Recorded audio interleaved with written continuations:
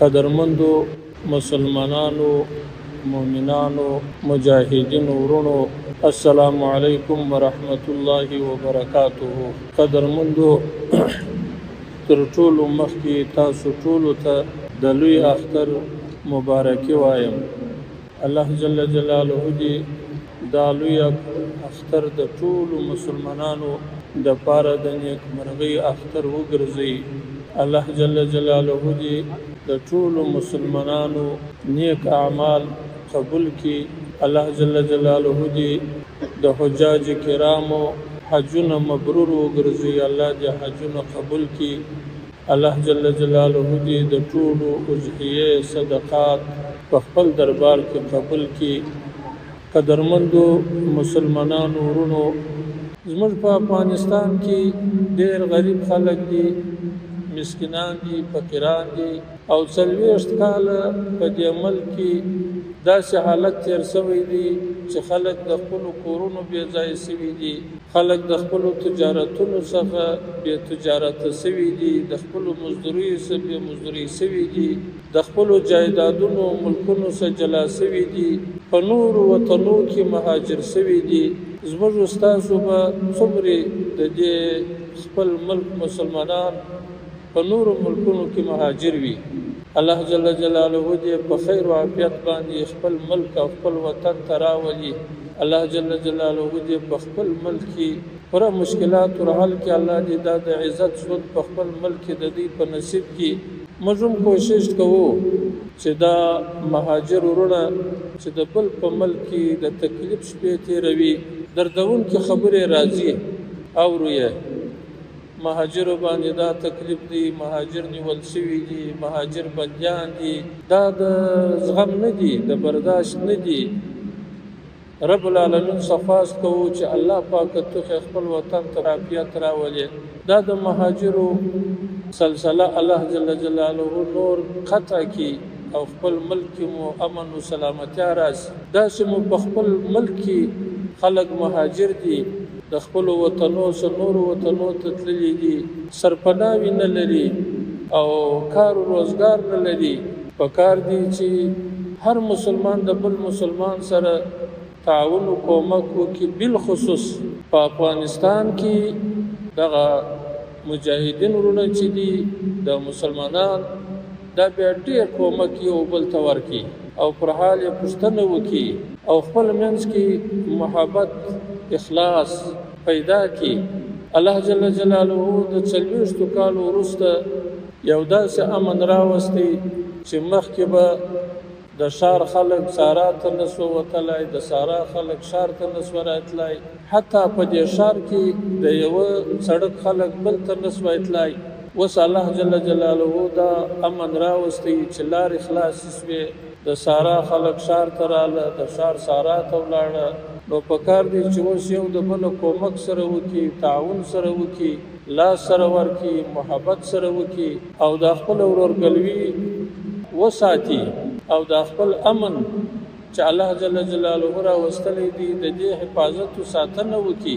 ګوري دا امن او دا نظام او دا حالت دا په ډېرو تکلیفو باندې راغلی دی، دا په ډېرو مقدسو وینو باندې راغلی دی، ډېرې پاکې او مقدسې وینې تویې شوې. رب جل جلاله دې قبول کړي. ډېر مجاهدین، حافظان، طالبان او مسلمانان ورونه شهیدان شوه او ډېر کورونه خراب شوه او ډېر زخمیان شوه، ډېر معلولین شوه.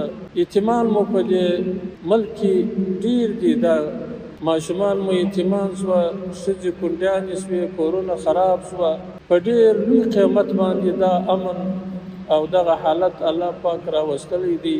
اوس مسلمانانو ته دا پکار دی چې ساتنه هم په دغه عمرې قیمت باندې وکړي او په هر قیمت چې دا امن ساتل کیږي، دا نظام ساتل کیږي، دا د ټولو مسلمانانو دی. مسلمانانو ورونو، دغه افغانستان امن او اسلامی نظام دا د ټولو مسلمانانو لپاره یو د خوشحالي او د ویاړ خبر دی. دا ټول مسلمانان په دې خوشاله چې الله جل جلاله په افغانستان کې مسلمانان کامیاب کړل. الله پاک د اشغال څخه خلاص کړ. الله پاک د دې ظالمانو کافرانو څخه خلاص کړه او د دې مجاهدینو د دې افغانستان د مسلمانانو مقاومت او مقابله او دا جهاد ټول دنیا استایي چې دا واقعي مسلمانان دي او واقعي د کفر مقابله وکړه جهاد یې وکړي او د جهاد په نتیجه کې الله پاک کامیاب مسلمانانو ته اوس داسې یو فکر پیدا شوی دی چې که څوک په اخلاص باندې د الله د رضا لپاره داسې مقابله وکړي لکه په افغانستان کې چې اوس دا ممکنه ده چې الله پاک به مسلمانان آزاد کړي الله پاک به مسلمانان مستقل کړي الله پاک به مسلمانان خپلواک کړي لکه افغانان چې نن الله جل جلاله مستقل او خپلواک کړي دي مسلمانانو ورونو دا زموږ استقلال او خپلواکي په اسلام دا یو لوی نعمت مسلمانانو نن موږ الله پاک داسې خپلواک او آزاد کړي یو چې د اسلام هغه واقعي حکمونه چې تطبیقوو زموږ په مخ کې هیڅ مانع نشته هیڅ مشکل نشته د دنیا د هیڅ تر هیڅ قدرت لاندې در تاثیر لاندې موږ نه یو چې په دې اسلام کې دی یا معامله وکړو یا د واقعي اسلام را نه ول دا نو زموږ په قوت پورې زموږ پر غیرت پورې زموږ پر ایمانداري پورې تعلق لري چې اوس نو د اسلام څنګه راولو په مخ کې مو هیڅ مانع نشته او کوشش به کوو ورونو چې اسلام لکه څنګه چې د دې اسلام دپاره 40 کاله جهاد سوی دی قرباني ورکول سوی دی وینې توی سوي دي مجاهدینو جهاد کړی دی د دغه مقصد دپاره چې اسلامي نظام او اسلامي احکام د الله پر ځمکه باندې نافذ شي او عملي شي اوس الله جل جلاله ډېر لوی احسان کړی دی چې اسلامي نظام حاکم سوی دی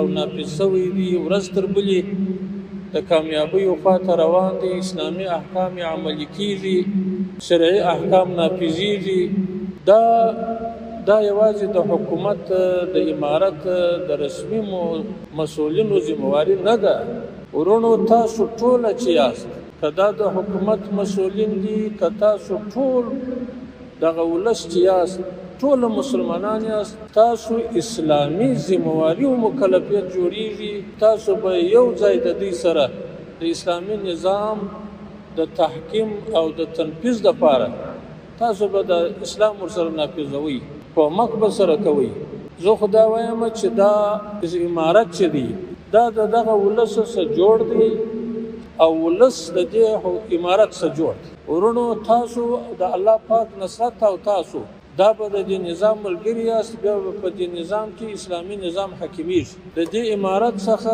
ځان مه بیلوئ امارت تاسو دی تاسو د امارت یاست د 20 کاله د امریکې په اشغال کې د ناټو په اشغال کې ډېر فدایان وسوه ډېر وینې مقدسې توی سولې او دغه ټولو مسلمانانو وویل چې موږ اسلامي نظام غواړو اوس خدا دې راغلی اسلامي نظام الله امتحان راوړي اوس به د اسلامي نظام سره څه کوي اسلامي نظام به ټینګوي کومک به کوي کبه بیا نور خواهشات پر د مخه کوو اوس د الله په امتحان کې یو موږ هم د الله په امتحان کې یو د ولس هم د الله په امتحان کې دي دنیا هم د الله په امتحان کې ده کفر او اسلام ټول د الله په امتحان کې اوس راغلي چې اوس به څه کوي اوس به دنیا زموږ سره څه کوي اوس دنیا هم په امتحان کې راغلی ده غرب هم په امتحان کې راغلی دی په افغانستان کې مکمل اسلامي نظام حاکمیت دی او امن دی په یو نقطه کې د افغانستان هیڅ قسم بې نظمي بې اطاعتي نشته او دغه اطاعت چې نن د دې خلکو دی د دې ولس د دې مسلمانانو دا په زور نه دی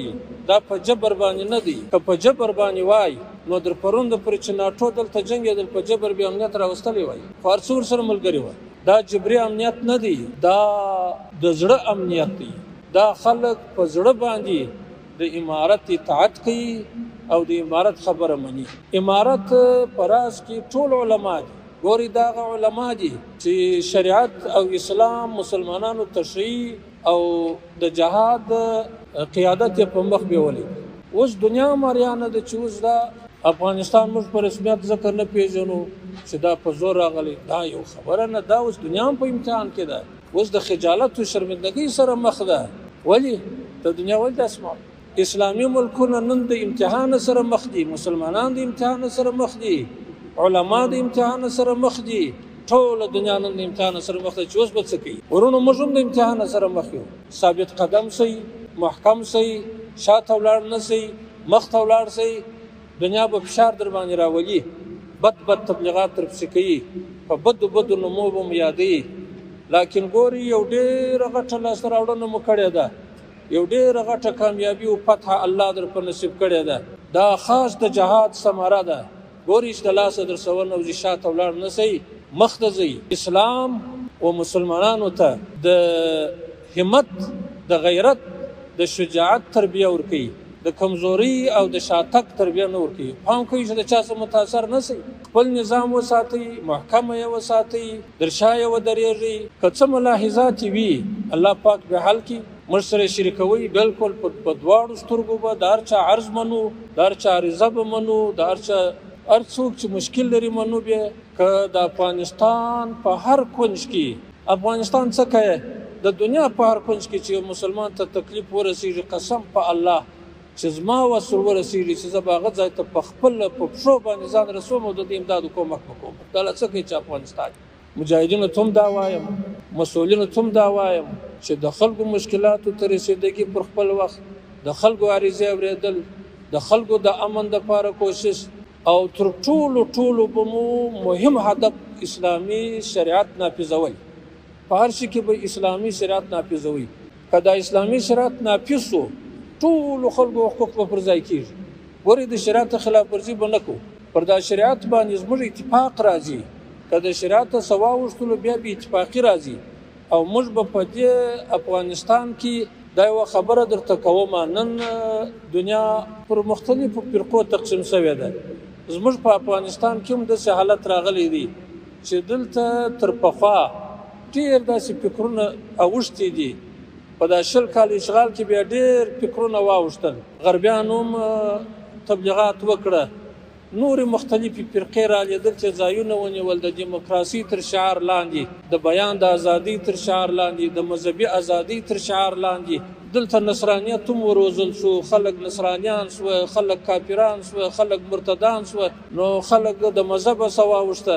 خو زموږ په افغانستان کې چې مطلق اکثریت ټول، یعنی ډېر لږ خلک وي، ټول د امام صاحب مبارک حضرت امام ابو حنیفه رحمه الله تعالی پر مذهب باندې دي. اوس د دغه مذهب د دغه فقه پر وړاندې کې لاندې اسلامي نظام راوستل. اوس کله به داسې وسي چې یو حکم به صادر سي چې دا د شریعت حکم دی، د بلې خوا به بیا دا خبره راپورته کېږي وایي دا خو د شریعت خلاف ده، خو لیکن هغه د شریعت خلاف نه وي. دا د امام صاحب په مذهب کې، د امام صاحب په فقه کې دغه حکم دی. خو د امام شافعي صاحب په مذهب کې بل حکم دی. یو سړی راولاړېږي د امام شافعي صاحب د مذهب پر وړاندې کې وایي دا د شریعت خلاف دی، دغه د شریعت حکم دی. ګورئ هوښیار اوسئ چې خلک مو خطا نه باسي. دلته حکمونه ټول پر هغه شرعي قانون کېږي. د امارت په مقابل کې ګورئ چې داسې یو خبره ودرسوه نه سي، تحقیق کوئ، پلټنه کوئ، معلومات کوئ، د هغو علماو څخه پوښتنه کوئ چې هغه مذهبي علما وي، هغه مخلصین وي، هغه مجاهد طبیعت وي، د هغو څخه معلومات کوئ دا څنګه ده، دا خبره د شریعت سره موافق ده که نه ده. چې هغو درته وویل بیا هغسې کوئ. کله به یو څوک داسې درته وایي شریعت دغه دی، پام کوئ چې په هغو پسې ولاړ نه سئ. داسې ډېر خلک به راځي دا خبرې به کوي، په خلکو کې به تبلیغات کوي، قسم به کوي. په کار دی چې تحقیق وسي، پلټنه وسي، د خپلو مذهبي علماو څخه پوښتنه کوي. حالت ښه روان دي، پر شریعت باندې روان دي. ګورئ مسلمانانو، زه یوه خبره تاسو ته کوم، که زه نن په دغه اوس د منبر ته ولاړم، که زه دا احساس کړم چې زه شریعت نسم راوستلی او دلته د شریعت څخه بلې خواته خبره روانه ده، قسم په الله که یوه دې کله ورسره پاتې سم. ګورئ زه درته وایم 100% شریعت روان او زه دا کوشش کوم ټول نظام شرعي، ټول قانون شرعي. او تاسو به څو وخت وروسته به ووینئ چې زموږ ټول قوانین چې راوځي هغه به ووینئ چې د آیات او حدیث په رڼا کې به تخریج شوی وي. په هغه قانون کې به آیاتونه وي، حدیثونه به وي، مسائل به وي، فقه به وي، شریعت به وي، هغه به پکې کې لیکل شوی وي. پر دې باندې مکمل کار روان دی. 3 شعبې جوړې شوي، یو وارې دغه خپل وزارتونه دي، دا په دې مکلف شوي دي چې تاسو سره هر څه قوانین دي هغه ټول پر شرعي طریقه باندې جوړ کړئ. بیا یې وسپارئ عدلیه وزارت ته، هغه بیا تخریج کوي، بیا هغه سپاري بل کمیسیون ته چې د قاضي قضات په مشرۍ جوړ دي، هغه بیا د نظر باسي، بیا به راځي موږ ته بل کمیسیون ورته جوړ دی، دا به بیا د نظر باسو، بیا به دا عملي کېږي. که الله جل جلاله وکړه چې زموږ ستاسو په قرن کې افغانستان د یو ښه شرعي قانون خاوین سو، دا به زموږ ستاسو دپاره کامیابي وي او د آینده نسل دپاره به یو خدمت وي. رب جل جلاله دې پر دا شریعت باندې موږ ته استقامت راکړي او الله جل جلاله مو دې د ناکامو امتحان څخه وساتي. الله جل جلاله دې ستاسو د قربانۍ د دې ولس ډېر قدر یې کوو، ډېر قابل احترام. خدای جل جلاله دې موږ ته توفیق راکړي چې د ټول ولس د دې قربانیو شکریا ادا کړو او د دې پوره قدر د دې د قربانۍ وکړو. د دې د اولادونو ورونو ستاسو اولادونه شهیدان شوي دي، هغه زموږ اولادونه دي، پروردګار دې جنت الفردوس ورکړي. او ټولو چې په دې جهاد کې په خبره، په ښه نیت، په مقابله، په تقریر، په شعر، په بیان باندې، په قلم باندې برخه اخیستې ده، رب جل جلاله دې جنت الفردوس ورکړي. الله جل جلاله دې د دې جهادونه قبول کړي.